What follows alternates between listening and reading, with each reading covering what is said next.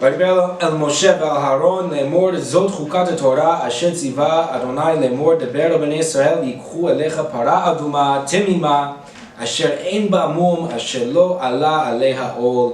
And this is what Hashem said to Moshe and Aaron, and he said, tell the Bnei Israel, this is the chukah of the Torah. This is going to be a law of the Torah, that you should take a para uduma that is completely red, a red cow that is completely red, and it has never been, has no imperfection, and has never had any weight put on it, and that is going to be how Am Yisrael is going to admit the hair and B'ezrat Hashem. The Torah that we're going to learn tonight and all the time is going to be mitaher otanu, is going to give our souls tahara. And we have a very interesting shiur tonight, B'ezrat Hashem. So we have a lot of water to get through in Mayim the Torah. Everywhere the water is mentioned, it's a reference to Torah. So let's jump on in. The water is fine. At the end of, closer to the end of the parasha, we have a very interesting thing that happens. That Am Yisrael vayesu mehor ahar derech Yam Suf lisbov et Eretz Edom vatiksar nefesh ha'am b'derech. Things get tough. Am Yisrael is traveling, and all of a sudden they decide things get tough. We're at the end. We're almost at the Eretz Yisrael. People are tired. And what happens? Vaydaber ha'am be'Elohim u'Moshe lama elitunu me'eretz Mitzrayim lamud.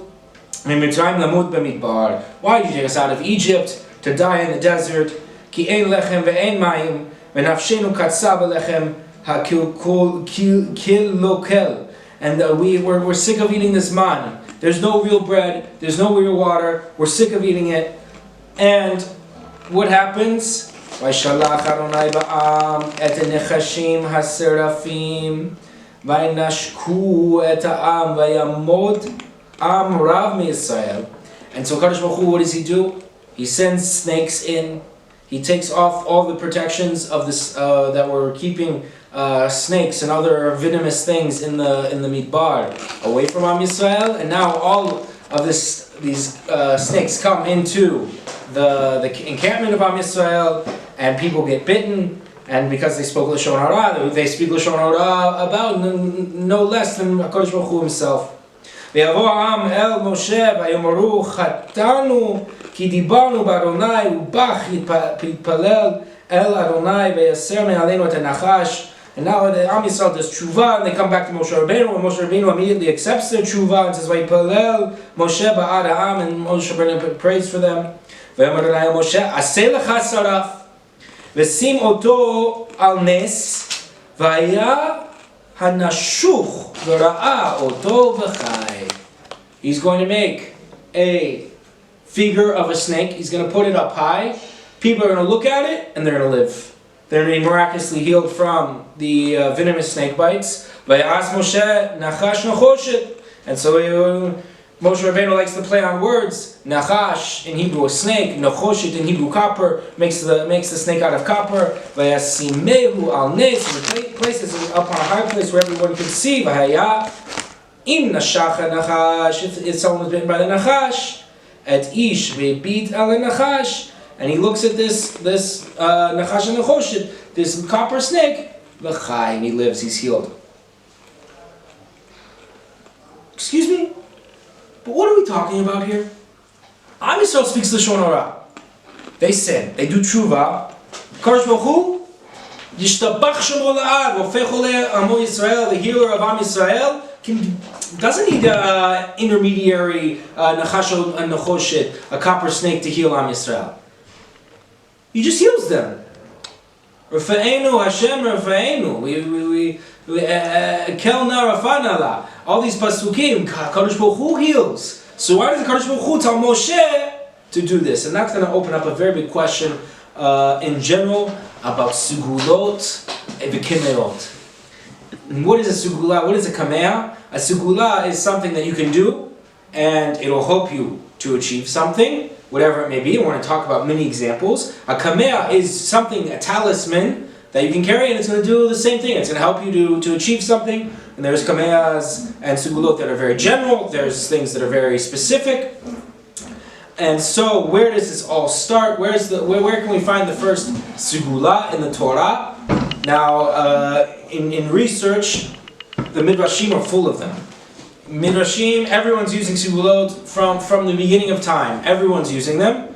But let's look, whenever we start with the Torah, we want to use the start, always the base of everything, the Torah, how's it's written, the Pashat.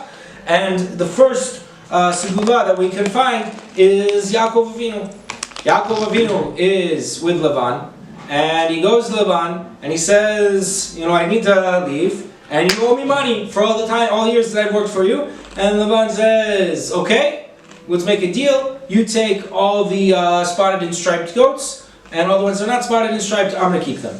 So what does Yaakov Avinu do? He takes special sticks, he places them before the female goats, and when they give birth, they miraculously give birth to only spotted and striped goats, and Yaakov Avinu becomes very rich, and Lavan gets left with nothing. So you see, Yaakov Avinu used the Segulot. It's a Kameot. It's mamash a Kameot. These sticks are Mesugal to cause the goats to give birth to spotted and striped. Now, what does Yaakov Avinu say there? No, I didn't do anything. It's all the Kadosh Baruch Hu. So again, Kadosh Baruch Hu could have given Yaakov Avinu all the parnasah in the world. So why does he have to do this? Why does he, even without going through Lavan, Kadosh Baruch Hu Yishtabach Shemo can bring it from any avenue he wants, and for Yaakov Avinu no less. The most holy of our fathers, one of the our holy fathers, and he needs to do a Segulot. He needs to do this. And so maybe that's why everyone loved him. Yaakov Avinu, our father, the father of all of Yisrael, he did a Segulot. That's why everyone loves doing Segulot. Everyone loves Segulot. And Am Yisrael, Shnei Amar, Am Segulot. We're the Am of the Segulot. And so we can go on further. And it's very simple to find things that are in the Torah that are, you would think, I turn to Kadosh Baruch Hu, I pray, that's enough. No, we have other things. Moshe Rabbeinu, the biggest of the Navi'im, the biggest person in history. And what happens? Kadosh Baruch Hu says, take your staff. Every nace that you're going to do is going to be with your staff. And so what does he do? Kadosh Baruch Hu says to him, "Vayomer vayishlichuhu artza vayishlichuhu artza vayin lenachash vaynas Moshe mipanav vayomar Adonai el Moshe shalach yedecha v'achez b'zanavo vayishlach yedo vaychazek bo vayihi lemate b'kapo." And so the first in the nation is done with the mateh. The mateh itself becomes a nachash, becomes a snake. Kadosh Baruch Hu says, grab it again, it becomes a staff again. And of course, Moshe Rabbeinu is going to take this staff with him to bring Am Yisrael out of Egypt. And it's the first nace that is going to be performed before Paro. And they're going to go and do this. After that, the staff is used again and again, over and over again. It's used in many of the plagues. It's used to turn the Nile, to turn it into blood, to bring the frogs out. It's used for kinim, they put this on the dust, and then all the dust became kinim, became lice. Furthermore, Alpha Am Yisrael comes out of Egypt. Well, first of all, we get to Yam Suf. What has happened? Moshe, we have to split the Red Sea. What does Moshe Rabbeinu do? He brings the staff with him to split the Red Sea. Then we have Am Yisrael runs out of water. What are they going to do? Moshe Rabbeinu makes the staff with him, hits the staff on the rock. We're going to come back to Parashat Shalanu. In this week's Torah portion, Am Yisrael again needs water. Kadosh Baruch Hu tells him, what does he tell him? Not to hit the rock this time. He says, speak to the rock, right? But what does he tell him to bring with him? The staff. So we see that the staff has a Segulot for doing Nisim, and that is something that we see throughout the whole Torah, that the staff of Moshe Rabbeinu, whenever Moshe Rabbeinu is doing Nisim, is doing miracles, he always has his staff with him. And there are many, many examples of different things like this all throughout the Torah, all throughout the Tanakh. I want to see examples from the Gemara, examples from Hachamim, Rishonim, Achronim. Zohar, everything. every Jewish source is just full of segulot. Are there some segulots that it's best not to do because it's look like you're forcing Hashem's hand to do something for you? We're going to get to all that. Bezrat Hashem. That's going to be the core of our shiur tonight, actually. The last thing that we're going to have is, of course, going to be in the Torah that we're going to bring. This is just a small amount of examples. It's in the Nachash and Choshet that Kadosh Baruch Hu could have healed all of them in Israel. He tells Moshe Rabbeinu to make a figure, a figure that looks like a snake, and that's actually, if you look at all of the whether it's in the army or in anywhere where you have medicine, other than the Red Cross or the Magen David Adom, when the symbol for medicine is always a snake. Why is it a snake? Because the Nachash and Nechoshet that healed Am Yisrael. And you also have a sword, going around a sword. Yeah, exactly. But why do you have a snake? Because it comes there. So where do we see this? Also Masechet Shabbat. Masechet Shabbat on the 67th page, on the front side, says Beitza HaChargul Da'avde L'Shilcha. And so what does it says? You have this special type of egg, and you can hang it off your ear if your ears are hurting. You have a sore ears, ear infection. You can use that to get rid of this pain. Okay, what else? We have the Shin Shal Shual, the Avde L'Shinta. You have the tooth of a fox can be used for what? For sleepiness. Oh, so what does it say? The Chaye Laman Denaim. To wake someone up if they're falling asleep, you bring them a tooth of a live fox. You catch a fox, you pull its tooth out. Then that's a segula. That's part of the Gemara. The meta, if the man the lonayim, someone has trouble falling asleep. All sorts of illnesses, chas v'shalom, bar minan, that people can have that prevent them from sleeping. You take a tooth of a fox that been masmer b'saluv, and there was a special type of wood. They would put a nail into it, and they would take the nail out. The avdei lezirpa, that would be if you had an infection, you could put this nail on it, and it would cause the inflammation to go down. Okay. All the more so. Where do we get to Kameot? Talismans. The Shedibru Zal, the Inyan Kameah, the Hachamim said about the Kameah, V'kol ze latir, V'yobosh Kameah u'sigula, V'reshut HaRabim b'Shabbat. The Hachamim be'emet came and they wanted to permit to wear Kameah on Shabbat. So do they say, in Masechet Shabbat, on 61, on the front side, that they say, if you have a kameah that's mumche, that it's, you know it works, you can wear it in Reshut HaRabim on Shabbat.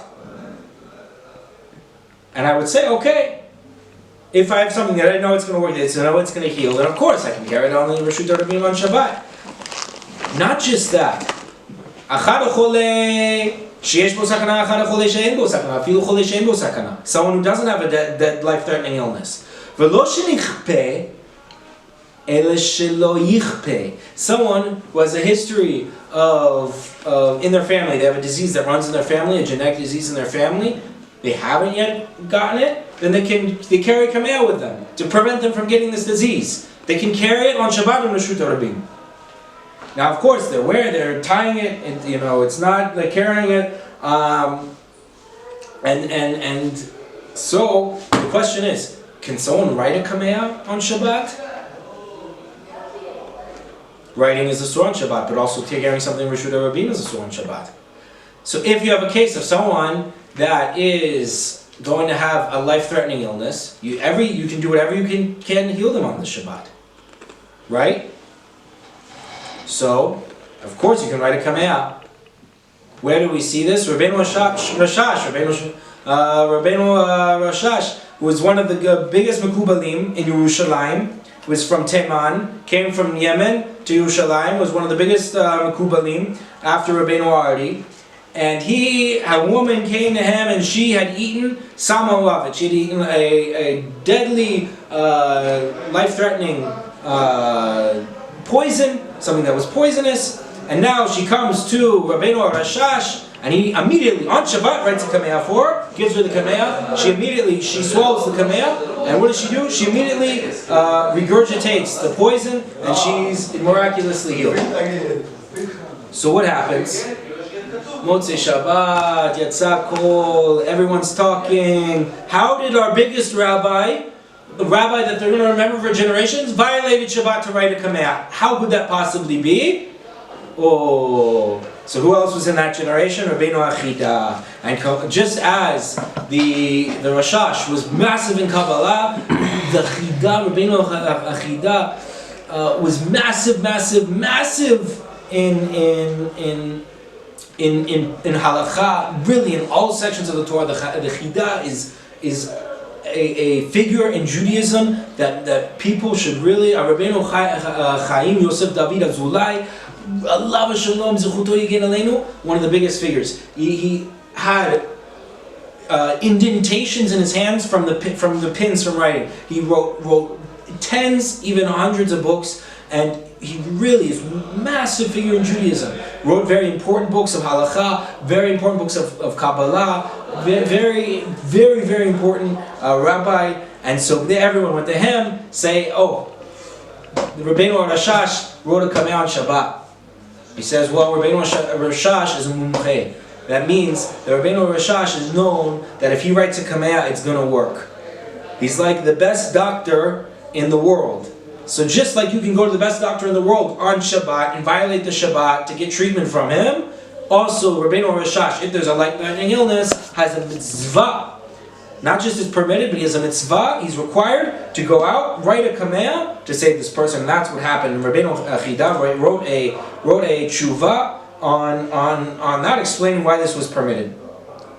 And so that's already Rabboteinu Achronim, Rabboteinu Arishonim are the rabbis of the Rishonim.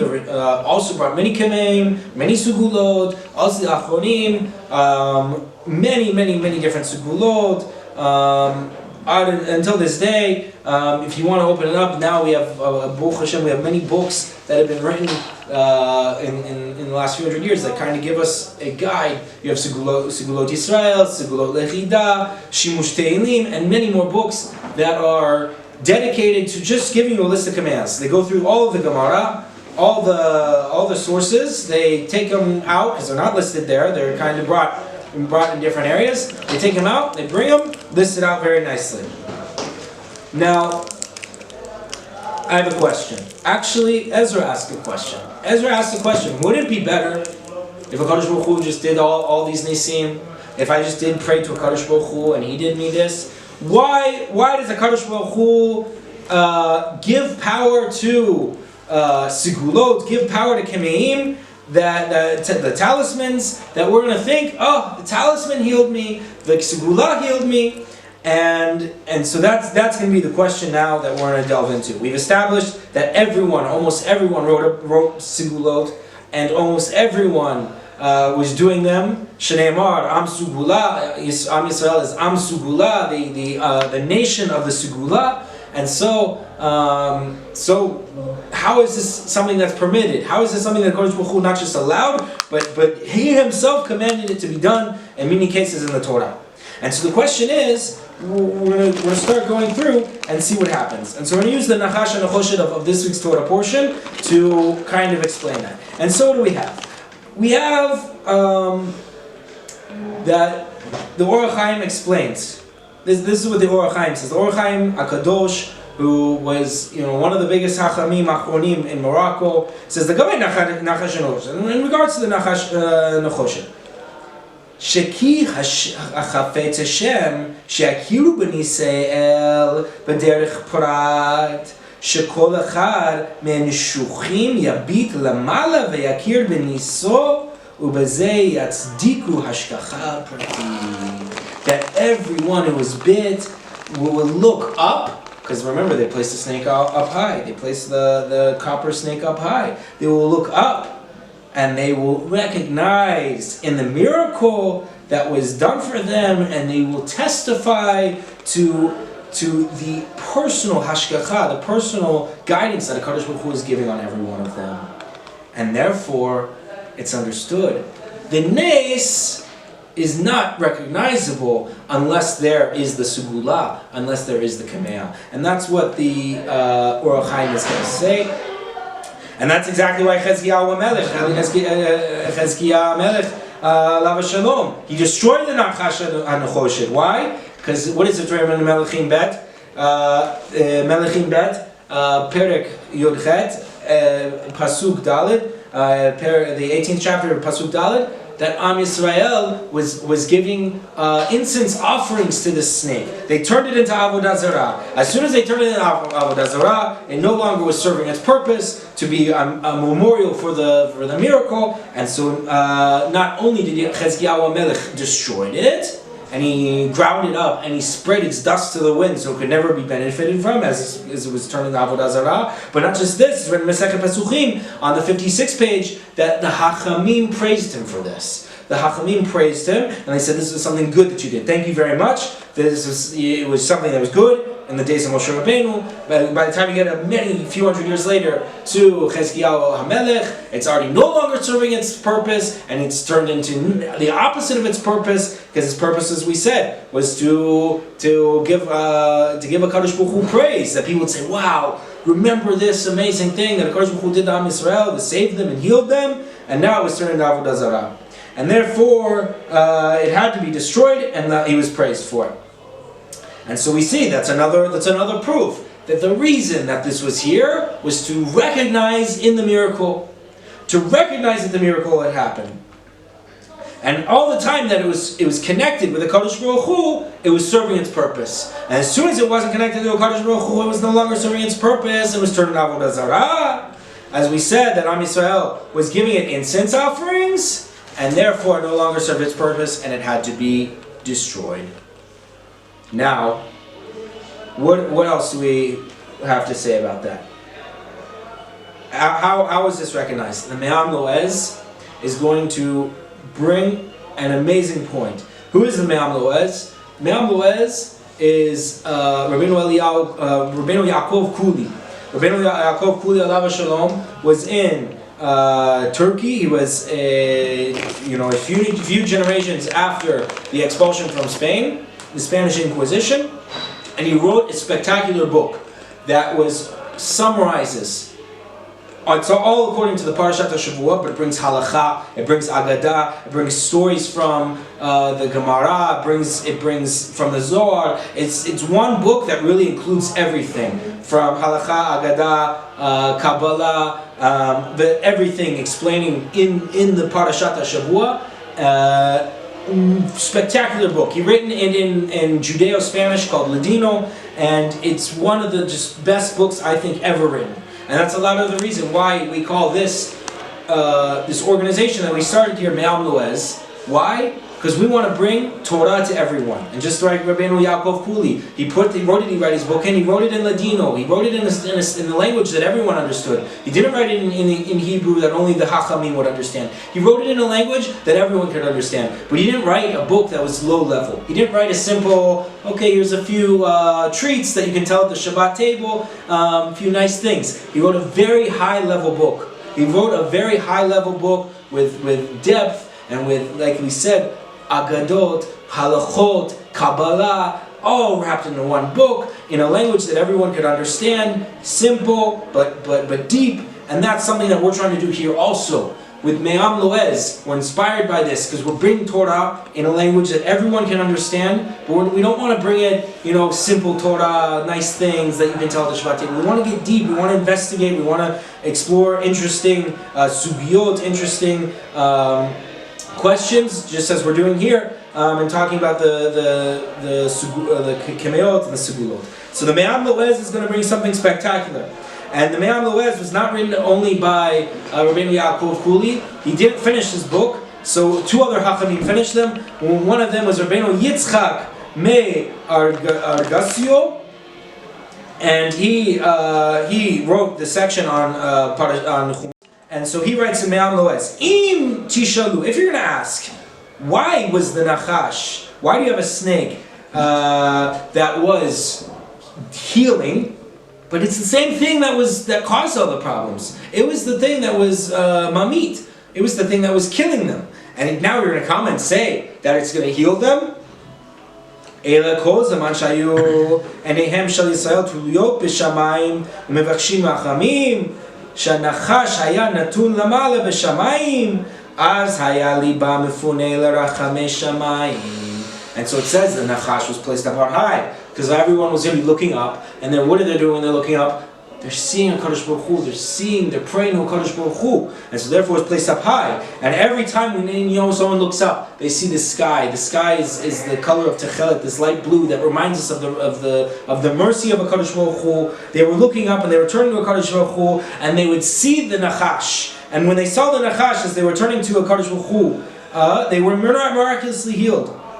Okay, great. So put up there a picture of Moshe Rabbeinu. Put up there a Sefer Torah. Put up there the staff of Moshe Rabbeinu. Put up there 1,000 different things that are not not necessarily a nachash that was just causing them to die. That was because of all the snakes that were biting them.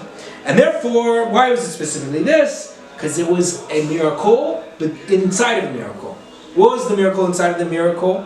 So it says that the doctors explain that if someone gets bitten, then if he looks in a picture or in a sculpture or in the animal itself that he was bitten by, it's going to make it much worse. And you can understand that in refuah. Someone who has trauma from being bitten, now they see the animal, they get more traumatized. Their body is now also dealing with the trauma, also dealing with the poison or the venom or whatever it may be, and now it can't handle that. It's going to make their situation much worse. But that's just explaining according to a logical explanation of what's happening here. Of course, if our Chachamim say it, then this is the truth. And so therefore, when they were looking at the snake, it should have made their situation worse. But what did it do? It made it better. And so that's an ace. That's another ace. Because when they looked at the snake, they lived when they should have died, and that it should have. What is that coming to teach them? Sheyadu shelo anachash mamit, ela hachet mamit. That the nachash isn't the thing that kills them; it's their own sins that kill them. Only the people that sinned and spoke lashon hara were bitten by the snake. So two people could have been walking down the street, and one's over there, the Nachash is going to pass over the other guy and bite him over on the other side. Why? Because he's the one who spoke Lashon Hara.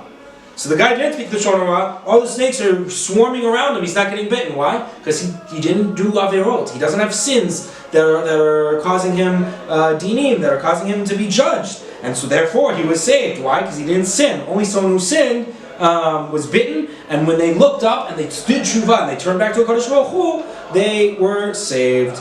And that's what it says here, that HaKadosh Baruch Hu did this so people would recognize this is not according to the Teva. This is not according to nature. The opposite should have happened. By looking at the second, it should have been made worse. But rather, when someone did tshuva, then the Segulot was activated and they could have been healed. And that is something that you see in many places, also in the Torah. Where else do we see it in the Torah? We'll go back to Parashat Bishalach. Am Yisrael is coming out of Mitzrayim. They're running out of water. They get to a pool of water that's mar. The waters have been tainted by something. And so what does HaKadosh Baruch Hu tell Moshe to do? It says, take a piece of wood.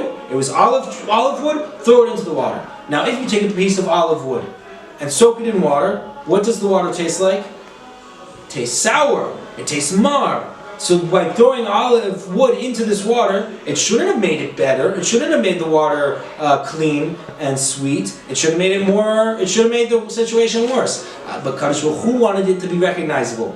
Do something that's against the nature, and then it will be recognized that I'm the one that's doing it, because I'm the only one who can do against the nature. And therefore, that's what he does, and so that's what the Me'am Loez brings. The other, and something that's similar to this, is that the last proof that we're going to bring is something that it said the Nodab Yehuda. The Nodab Yehuda, Rabbeinu Yechezkel Lendo, was one of the biggest Achronim. He in Ashkenaz, his book Nodab Yehuda. Normally, you call the name of your book on your name. So his name was Yechezkel. So why do we call his book Noda Yehuda? Because his father's name was Yehuda. He was very makpid on Kavod Avoim, on honoring his father. To honor his father, he wrote one of the most important books of the Achronim, the shoot, the response of Noda Yehuda. Now he brings there that there's a Segulot of Pitom HaKatoret that Rabbeinu Chaim Folaji brings in Kaf HaChaim. Not the Kaf HaChaim that we're learning, a different Kaf HaChaim from Rabbeinu Chaim Folaji. There he brings that if you take Pitom HaKatoret and you write the Pitom HaKatoret on klaf, on gvil, on parchment, and you read it from that twice a day, it's a Segulot to get rich. Why?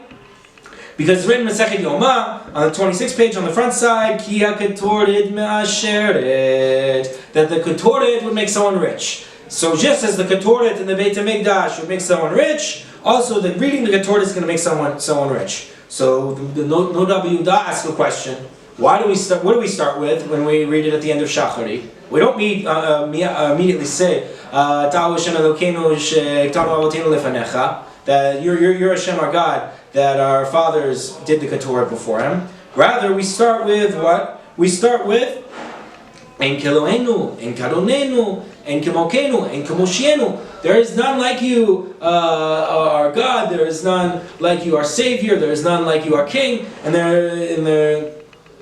And so why does he say? As Rabbeinu, he says something very nice. The Noda Yehuda says, Madua Kama Orach Chaim Siman Yud, and the 10th Siman in Orach Chaim. Lefi Shema Asheret, because the Pitom HaKatoret is going to make you rich. It's a Segulot for being rich. L'chein Omrim Ein Kelohenu v'chulei Shelo Ne'emar Kochi v'Olam Yadi Asachayil. So a person won't say, wow, because I read this twice, I became rich. I became Elon Musk because I read this twice. Rather, Rak Hashem Nitan Lanu V'lo Na'e Levarech Ala Osher. Rather, it was Hashem that gave us all this parnasah, and it's His wealth that He gave me, and He can decide to give it to me or not. And I did this segula, so now it's recognizable. Lefichach Kameot Segulot Him no machlif. This isn't. We don't want to say chas v'shalom. This is something to take out of Kodesh Baruch Hu. Rather, makes it more recognizable. It makes a memorial. HaKadosh Baruch Hu, this did this, and so now I can recognize it. I can see it. And so, when you have something like this, it becomes more clear. I did something special. I read Pitom HaKatoret. The other Segulot for Parnasah, to read Parashat Aman, to be very makpid on Shemirat Taharat Mishpacha. These are all Segulot for Parnasah. There's all sorts of Segulot. Segulot for getting married. There's Segulot for having children. And so all of this, Segulot for long life, Segulot for buying a house. Everything is a Segulot. Baruch Hashem, there's a lot to do. Now, we see from this that someone can do this, and they don't, and they will be saved. And so, on that, what's better, a Segulot or going to the doctor? According to everything we said, the Segulot is better. Why is the Segulot better? I have a Segulot that I know is going to work. Should I go to the Segulot or should I go to the doctor?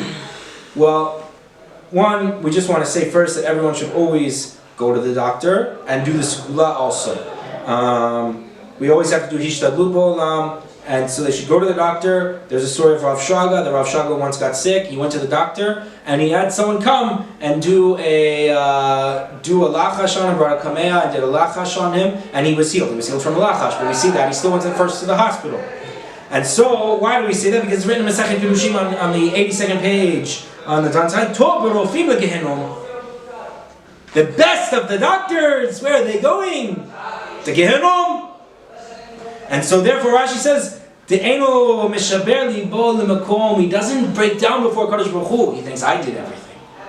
And so therefore, the miracle is not recognized. It's not recognized. Because the doctor comes in, I said, I saved you, I did the surgery, I did everything, I took care of you. I did it. But when I do the Segulot, I said, the Segulot didn't do it. I know the Segulot didn't do it. The Kadosh Baruch Hu did it. And why do we see that? We see that from the Choshe. We see that from the Moshe Rabbeinu throwing the eggs. We see that from the staff of Moshe Rabbeinu. We see that from all the Kameot. We see that from Parashat Pitom HaGadol, like we read from the Noda B'Yehuda. All these things are proofs that the Kadosh Baruch Hu was doing something for us. So when we know it's a Kadosh Baruch Hu, and as soon as we know that it's not a Kadosh Baruch Hu, it's good to stop the Segulot, and the Segulot should be destroyed, as we saw with Chezkiyahu Melech. That as soon as the Nachash Nechoshet was turned into Avodah Zarah, idol worship, it was destroyed, and not just destroyed, but the Hachamim said, "Oh, Baruch shepatanu me'onasho shel zeh." They thank you for destroying the Nachash Nechoshet. So now the question is a few Segulot that we have in this day. First of all, you have to make sure the Segulot know that it's going to work. You know that it has a source. There's many Segulot floating around that don't have any source or any don't come from anywhere. And people are unfortunately even making a lot of money off them. And these people are going to pay the price. And so you have to be careful of people saying, give a bunch of money, and it's going to be a Segulot for you, it's going to be a Segulot for you, we're going to do something for you. Investigate it carefully and make sure that it's something that actually has source in the Torah, in the Nevi'im, in the Ketuvim, in the Gemara, in the Rishonim, in the Achronim. Other Segulot that you see, make sure that it's not something that's a sore. You have Segulot that are mamash asor. We brought the Pitom HaKatoret. For Sephardim, it's a sore to write Pasukim that are as if they were in the Torah, outside of the Torah. You can't write things that are outside of the Torah. You couldn't write the Torah Pitom HaKatoret. Ashkenazim are making them, they rely on the dot of the reef, and therefore you could have an Ashkenazi sofer write for you, that part, and then write the rest of the Baraita there, and that's fine. But a Sephardi technically can't write that, and Rav Ovadia was very strong on this. He said that Sephardim, sofer stam, Sephardim should not be writing this. If you have an Ashkenazi sofer stam, smicha, like the Rambam, is going to be a sword to learn. The question is, who's going to be mutar to learn it, and who's going to be a sword to learn it? Right now, no one's going to expect someone who just did tshuva, someone who just, a kid in yeshiva, who's not yet married, to go out and learn Kabbalah. Now, the Rambam was before the rediscovery of the Zohar. And so he's writing a book that is essentially a book of Kabbalah according to the Shita of the Rambam. And there's even things that if you look at the Zohar and you look at the Moreh Nevuchim, you say, these are talking about the same things. They use different names, but they're really, if you just take away the names and just look at the ideas, they're very similar. So you see, this is really a book of Kabbalah. So someone who is at the level where they can learn Kabbalah, Shar Hachamim said he has to be 40 years old. Not every, then of course it's like more of a knowledge. They've studied the Gemara, they've studied Halakha, now they're learning more higher level things. Then you could start learning the Moreh Nevuchim, just like you would start learning Eitz HaChaim, just like you would start learning Shara Kavanot, learning the Zohar being Sefer Yetzirah. All these things should not be learned by anyone who's not ready. It's interesting. Rashi actually brings the Sefer Yetzirah sometimes. Yeah, because it's the Sefer Yetzirah is attributed to Avram Avinu, and it was a book. It was a book that was never lost. Rabbeinu Sadia Gaon has a pirush on the Sefer Yetzirah. So it's something that the Geonim had and learned and was very part of the canon up until that point. So we're never going to say that a book that is that has smicha from one of the biggest hachamim of in Jewish history is going to be a sword to learn chas v'shalom. And the second thing we want to say is we're never going to recommend that someone should not go to a doctor. Everyone should have a doctor and should go to a doctor if they're sick, chas v'shalom. And even if they're not sick, B'ezrat Hashem will be if their wife is pregnant, she should go to a doctor and get medical guidance. And again, not like this new fake emunah of I don't need to go to a doctor. That's an emunah that is not just wrong; it's against the halakha. Halakha. It's written. It's halakha. It's a sore to live in a place that doesn't have a doctor. It's a sore to live in a place that doesn't have a doctor. There's 10 things that if you're going to live in a place you have to check. Make sure it has clean water. Make sure it has a Beit Knesset. Make sure it has Talmidei Chachamim. Who you can go to to Pesach Halacha. And one of the things on that list, the first thing on that list, is a doctor. It's two things. Even if there's books that seem like they're saying things that are against our normal hashkafa, it's the lack is against us because we don't understand and see here the Rashba is fixed all the problems for us. And also, so these books should be learned, and they should be learned by people who are fitting to learn them. And in addition to that, you should have a doctor, and you shouldn't say, oh, my rabbi who lived 200 years ago said that this isn't a problem, so I don't need to worry about it. Okay, your rabbi 200 years ago didn't think to teach his the people who are living in his day about chemotherapy, about other things, chas v'shalom, different treatments. A small question. There was a story one time that someone went to the Rizal. The Rizal didn't answer him. And so he thought the Rizal was mad at him. Next day he went to the Rizal and asked, why did you not answer? And he's like, oh, I didn't know. Give him bracha that he should live to 100. When he was 98, he was very sick and they were about to bring him a doctor. And he said, I don't need a doctor. The Rizal gave me bracha to live to 100. Was that the right thing to do? So when you have a blessing from the Arizal, it could be a little different. Because you have someone who's that connected to a Kadosh Baruch Hu, that his entire existence was in the Kadosh Baruch Hu. Obviously someone who is so connected to a Kadosh Baruch Hu isn't going to need not doctors and not special diets and not anything. Now, why do we see that? We have a mitzvah from the Torah to take care of our bodies. Why do we say in the halakha it's written that you need to live in a place that has a doctor? Because not everyone gets to that level of connection with the Kodesh Baruch Hu. So when you have that connection with Kodesh Baruch Hu, see, Kodesh Baruch Hu takes care of you. But when you don't have that connection with Kodesh Baruch Hu, and the way to get that connection with Kodesh Baruch Hu is to learn Torah, not to say, oh, it's going to be fine, I don't need to go to a doctor ever. Those things are totally different. Kodesh Baruch Hu said you have to go to a doctor. Therefore, if someone gets sick, he has to goes to the doctor. If he's the Arizal, if he's someone that was close to the Arizal, and he has that kind of connection with the Kodesh Baruch Hu, then he doesn't need to. Because the Kodesh Baruch Hu, he's connected to Kodesh Baruch Hu. It's a different type of thing. And the last thing, someone who does Segulot without doing tshuva is doing more damage than good. What do I mean by that?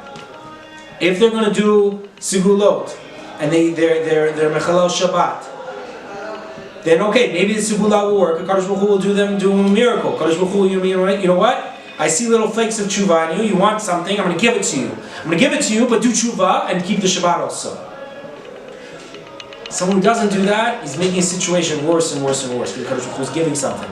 And now he's giving him something and he's not doing what Kodesh Baruch Hu. And that's why many Chachamim said you don't need any Segulot. All the Segulot are already in the Torah. Someone who keeps the Torah doesn't need Segulot.